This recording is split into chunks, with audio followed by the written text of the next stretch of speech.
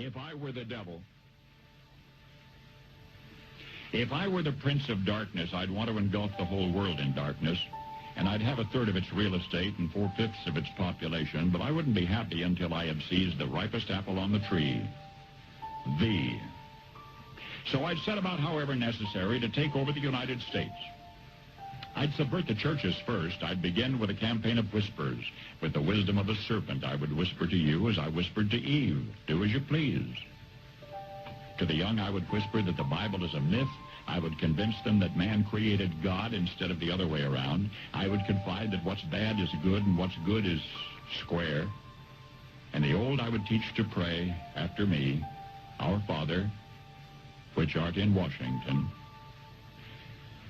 And then I'd get organized. I'd educate authors in how to make lurid literature exciting so that anything else would appear dull and uninteresting. I'd threaten TV with dirtier movies and vice versa. I'd peddle narcotics to whom I could. I'd sell alcohol to ladies and gentlemen of distinction. I'd tranquilize the rest with pills. If I were the devil, I'd soon have families at war with themselves, churches at war with themselves, and nations at war with themselves, until each in its turn was consumed.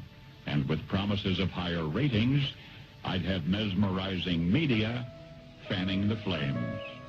If I were the devil, I would encourage schools to refine young intellects, but neglect to discipline emotions. Just let those run wild.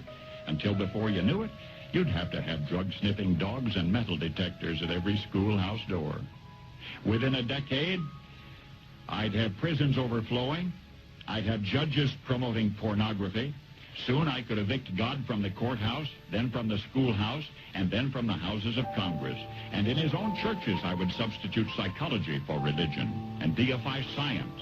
I would lure priests and pastors into misusing boys and girls and church money. If I were the devil, I'd make the symbol of Easter an egg and the symbol of Christmas a bottle. If I were the devil, I'd take from those who have and give to those who wanted until I had killed the incentive of the ambitious. And what'll you bet? I couldn't get whole states to promote gambling as the way to get rich. I would caution against extremes in hard work, in patriotism, in moral conduct.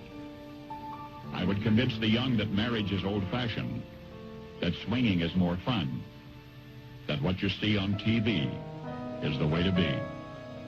And thus I could undress you in public, and I could lure you into bed with diseases for which there is no cure.